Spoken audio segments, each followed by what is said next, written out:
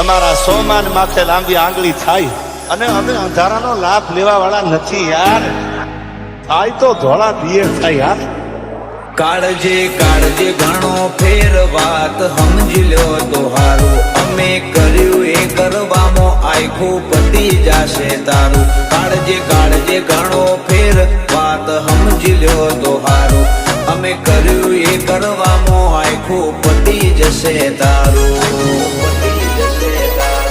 બજારનો ભાર આજકાલ અમારા જ મોથે ટ્રેન્ડ વળજી રહ્યો અમને.